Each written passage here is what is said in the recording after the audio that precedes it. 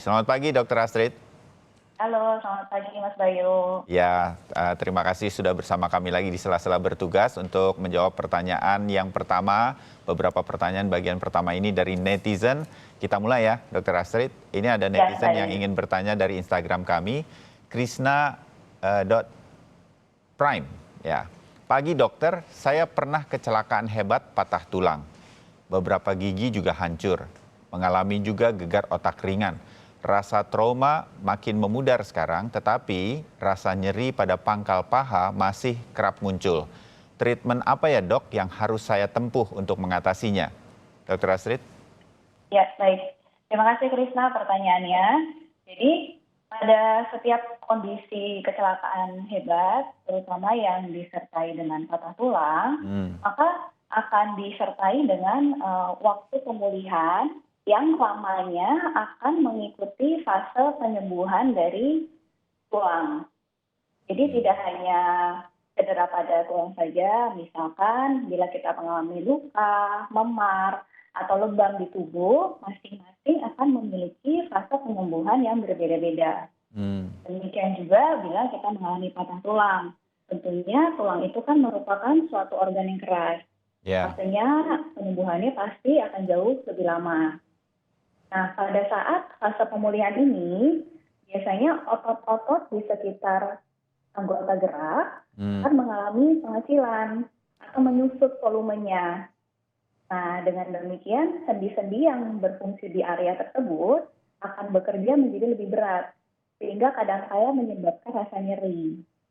Nah, oleh karena itu, fase pemulihan yang terjadi biasanya kita melibatkan penguatan otot di sekitar organ tersebut, penguatan tulang, penguatan otot, sehingga lama-kelamaan nyeri tersebut dapat semakin menghilang.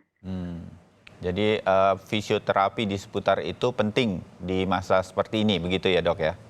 Betul, agar nyerinya tidak kembali muncul dan makin lama makin dapat membaik lagi dan volume ototnya dapat kembali normal seperti sedia kala. Baik ya, mudah-mudahan berguna ini bagi banyak yang juga mungkin mengalami patah tulang. Pertanyaan kedua, Dr. Astuti atau Dr. Astrid, ini ada Gunawan DW1.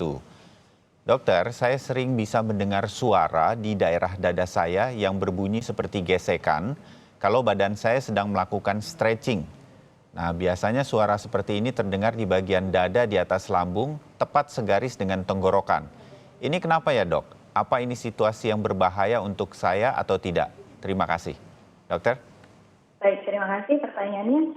Jadi istilah medisnya untuk suatu sendi yang bila digerakkan atau digesek berbunyi itu biasanya kita sebut strepitus.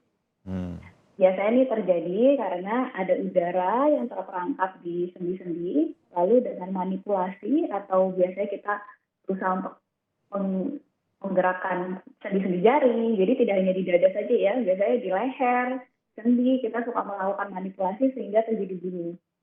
Nah, apabila hanya satu kali saja dan tidak ada rasa nyeri, strepitus ini tidak berbahaya. Namun yang tidak disarankan apabila membunyikan ini menjadi suatu kebiasaan.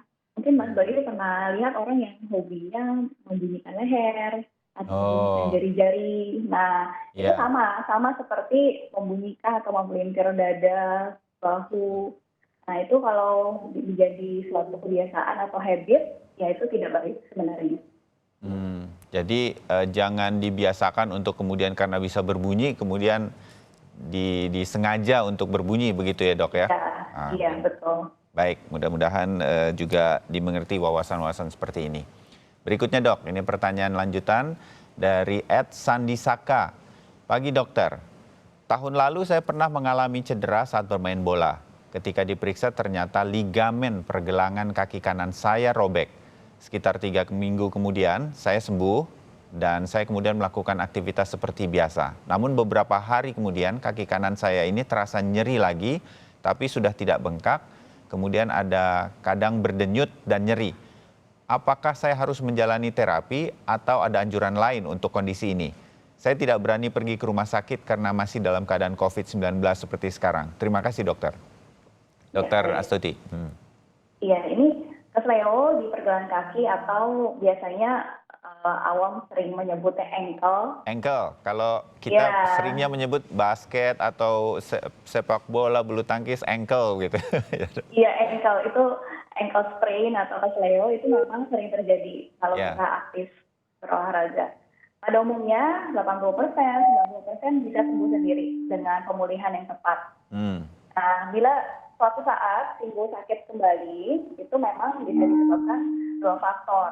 hmm, Faktor lama, yaitu memang ada hubungannya dengan riwayat cedera yang dulu, ya, atau ya faktor baru, nyeri spontan yang timbul mendadak. hmm, Pada dasarnya, apabila ada nyeri, terutama di tempat yang pernah cedera, yang kita lakukan ya istirahat.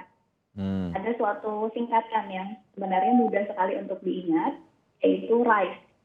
hmm, R, istilahnya rest atau beristirahat. I atau ice, yaitu mengkompres dengan dingin. ya, Lalu C itu compression. Dan E atau I itu elevation, yaitu meninggikan ditinggikan. luka yang cedera. Ya. Apabila sudah melakukan ini semua dan nyerinya berkurang, ya berarti itu hanya suatu nyeri ringan yang sederhana saja. Hmm. Bila kita sudah beristirahat, namun masih ada nyeri, ya ada baiknya berkonsultasi dengan dokter agar penanganannya tidak terlambat.